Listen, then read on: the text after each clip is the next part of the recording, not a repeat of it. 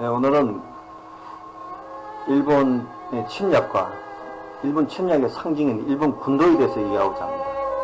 중일전쟁, 러일전쟁을 승리한 일본은 1910년 조선을 병합하게 됩니다. 무력으로 침략해서 병합한 거죠.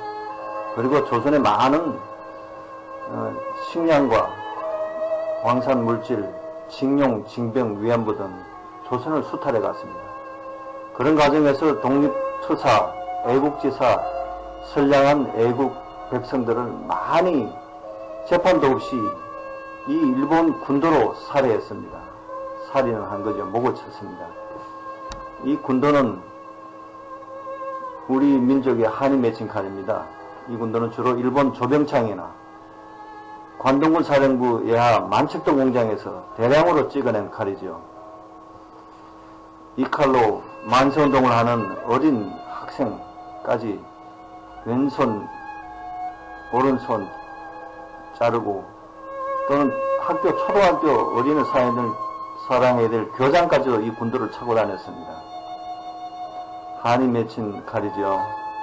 이 군도로 우리 조선의 독립투사의 목을 베는 장면입니다.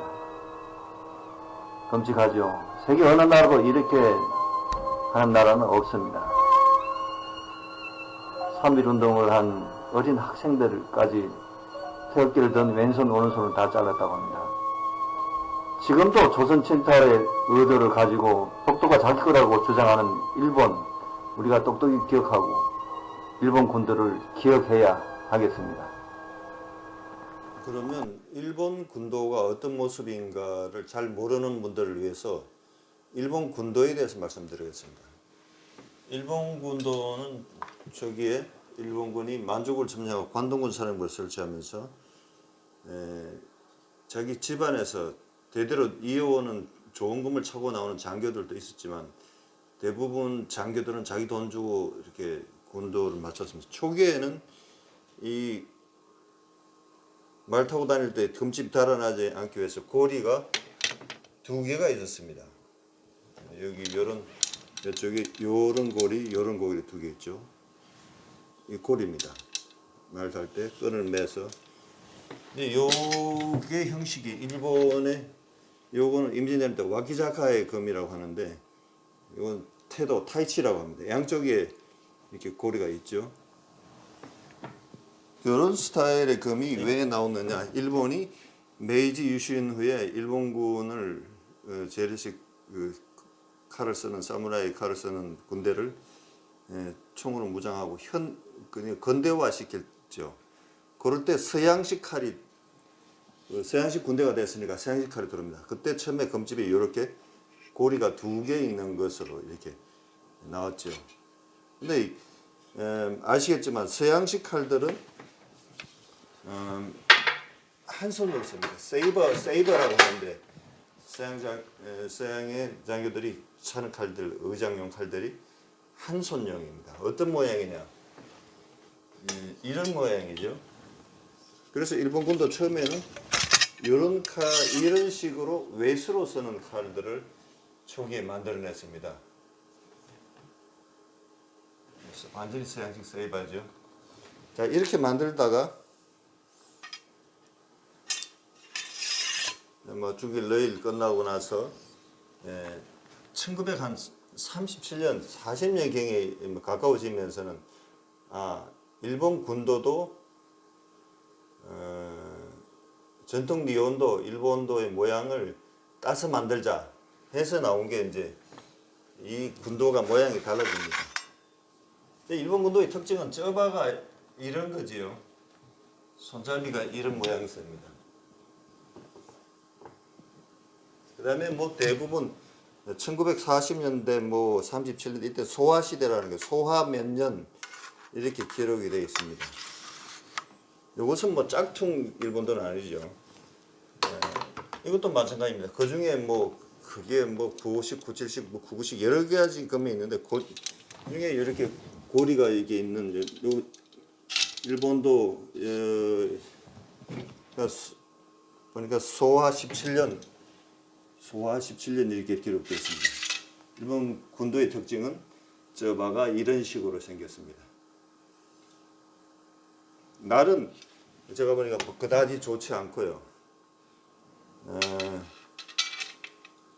마찬가지로 검집은 군도 스타일대로 이렇게 생겼죠. 지금 제가 말씀드린 게 뭐냐면 이것이 조선 침략의 앞잡이인 군도이다.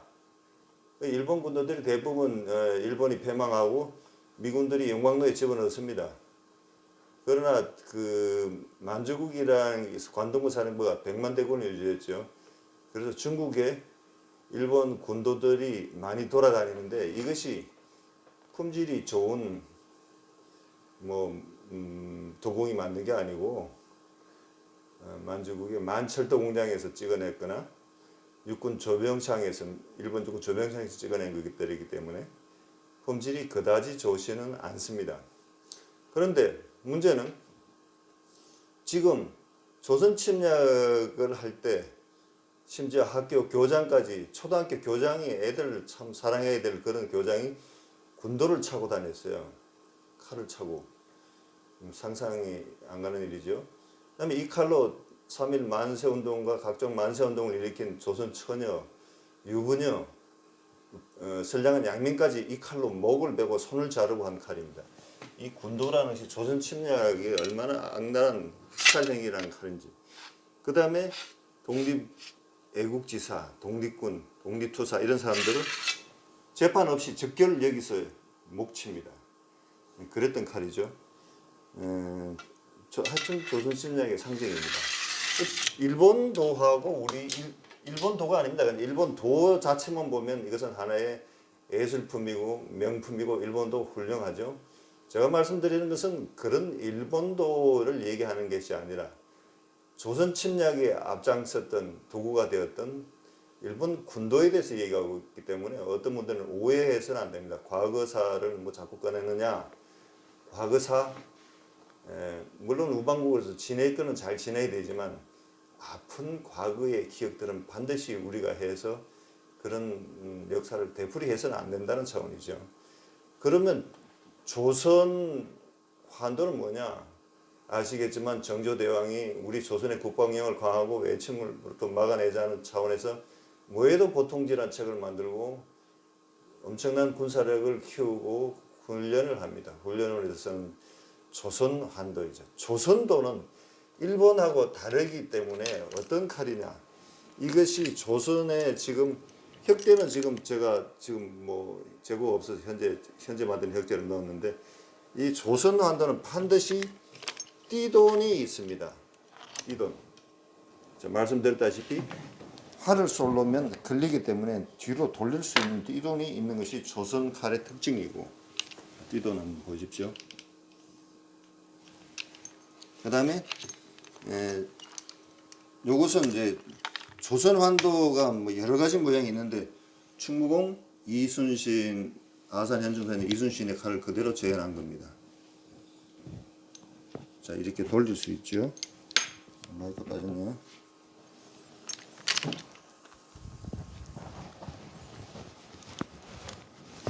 자 이것은 이제 조선의 왕실에서 쓰던 벼룬금입니다. 벼룬금. 손잡이는 가오리로 되어 있고 장식이 화려하죠. 금날은 조선 거는 이렇게 무혈이 많습니다. 저반 옛날 거로 되어 있죠. 자, 금집은 보시다시피 오칠로 되어 있습니다. 또 벼룬금의 다른 형태를 하나 보여드리면 벼룬금은 이렇게 길지 않습니다. 왜? 조선은 전쟁이 없는 나라이기 때문에 전쟁도 없는데 조선의 고급 관리들이 뭐 정오품 이상 이런 사람들이 이거를 차고 그냥 다니려니까 굉장히 걸리적거리고 귀찮습니다. 그러니까 점점 작게 만들었죠. 지금 요게 지금 한 67cm 날이 되는데 짧지요. 뭐 큰 거 차는 것보다 편하긴 하는데 막상 그렇게 하다가 외란이 터졌습니다. 외란이 터져서 보니까 일본 칼들은 길이가 길죠. 그래서 이 정도 길이가 됩니다. 그러면 칼날을 비교를 해보면 자, 이 정도 길이가 되기 때문에 아무래도 같은 검도 실력이면 긴 칼이 더 유리하겠죠. 그래서 그 이후부터 조선은 칼이 길어집니다. 일본 칼이 뛰어나긴 했죠. 자, 조선 칼 요거 벼름, 조선의 벼름 녹색어피 벼름금이라는데 전체가 녹색어피로 되어 있고 종선금은 장식이 뛰어납니다. 자, 이것이 조선 마찬가지로 띠돈 있는 자리에 지금 이거 장식 고리를 달아놨습니다. 조선금은 반드시 띠돈이 있습니다. 아까 말씀드린 바와 같이 앞뒤로 돌아갈 수 있도록 이렇게 돌려놓고 활을 쏠 수 있도록 만든 것이죠. 자, 아까 말씀드린 대로 고리도금에서는 조선의 띠돈 방식을 지금 대한금도에서는 채택하지 않고 있습니다. 왜냐? 띠돈 만들기가 굉장히 힘이 되니까 금의 값이 올라가서 그런지 몰라도 띠돈을 하지 않고 지금 이 끈으로 무의도 보통지에 있는가는 난 잘 모르겠어요. 끈으로 이렇게 매서 세법 주변을 지금 이렇게 하고 있습니다. 자, 하나는 앞으로 매고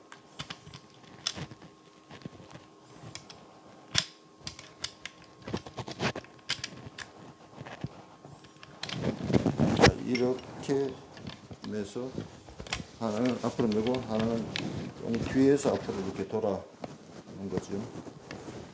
그래서 이렇게 돌아와서 이렇게 조선 세법을 매고 수련을 하도록 되어 있습니다.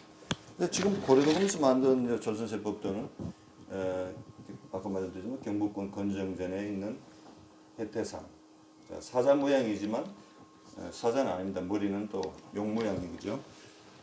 상상의 동물이죠. 해태를 넣은 것이 조선세법도를 고려도금에서는 만들고 있습니다.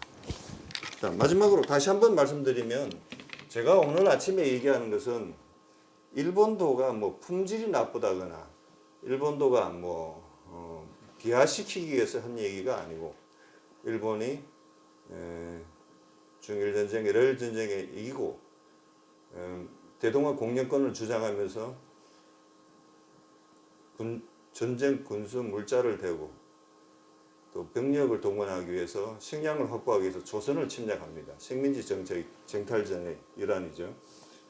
그때 수많은 무고한 조선의 양민과 독립투사, 애국지사, 그 다음에 만세운동에 나왔던 어린 처녀 학생들까지도 일칼로서 목을 뱄습니다.